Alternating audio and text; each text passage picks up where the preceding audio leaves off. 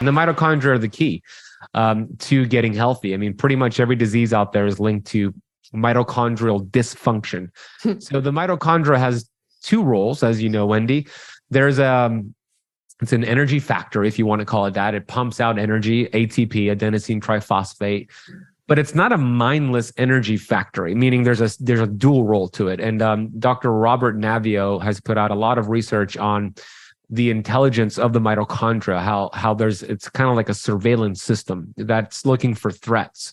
And if it determines there's too many threats, it goes into the cell danger response where it shuts down or lowers energy production, leading to chronic fatigue and all these symptoms people have. So when I say the word threats, I mean stress and threats, same thing. When I say that, there's three different areas of stress. There's mental, emotional stress. There's physical stress. And of course, your big thing, there's chemical stress. Mm-hmm. Any area of those three areas of stress that are too much, the mitochondria will see that and lower or shut down energy production as a survival mechanism. And that leads to a lot of symptoms and a lot of problems. All right. Now, where does keto come into play here? Well, we have figured out that ketones are actually signaling molecules, meaning they communicate with your mitochondria to create more mitochondria, this mitogenesis process. Upregulating the system. Exactly. Helping the system run more efficiently, more ATP, more energy. That's why when you look at the electron transport chain and look at what glucose produces in terms of ATP versus what ketones produce, there's about a 400% increase in ATP production from ketones versus glucose because of the mitogenesis, the creation of new mitochondria. But that's just one thing that's happening. Time out. Yeah. Wait, can you repeat that? So basically, no, I'm going to repeat that. If you're getting energy from sugar versus getting energy from ketones, the energy you get from ketones, because they cause the mitochondria to upregulate and make more mitochondria, is 400 times more than what you get from sugar. Did I get that right? I actually I'm going to pull up the exact number for you because I actually have it. So I know that it's 32 to 36 ATP from a molecule of glucose, but let me give you the exact one for ketones. This is insane, Ben.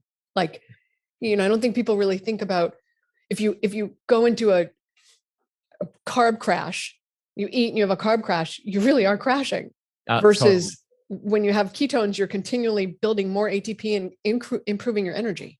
Exactly. Yeah. So it's 120 to 160 ATP from ketones versus 32 to 36 ATP from glucose because of the creation of new mitochondria.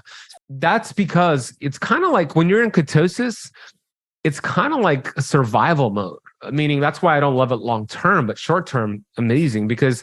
What's short term to you, by the way? Well, it'll depend, right? If somebody really has metabolic damage, maybe like they would go 6 months. If somebody's fairly healthy, 2 to 3 months of ketosis, and then we start flexing. So it'll depend, but no more than a year for sure. And most people do it for a year, which is unfortunate. But what do you mean by flexing?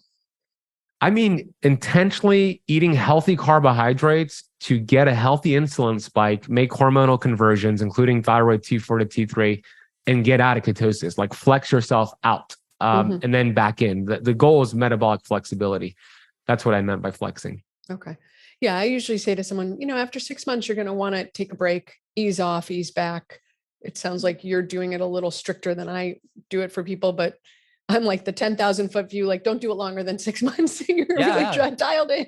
Very similar. Yeah, exactly. So that could be just a good rule of thumb for people, like 6 months. And we've always changed up our diet and changed up our foods throughout entire human civilization. It's just the last 50 years that we started eating the same diet long term, but there's not one culture that followed the same diet long term. They always changed it, even with keto.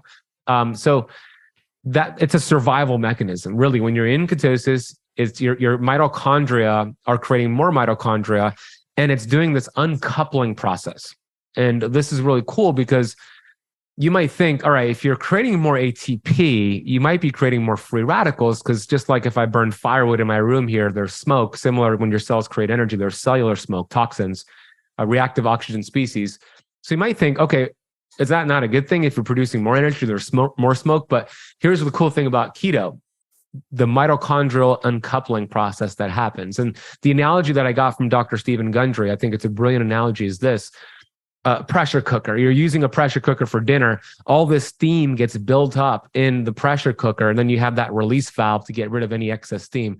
That's kind of what's happening at the mitochondrial level with this uncoupling process. It's actually lowering free radicals and producing more energy at the same time, which is super damn cool. So that's why one of the few reasons why I love keto. Yeah.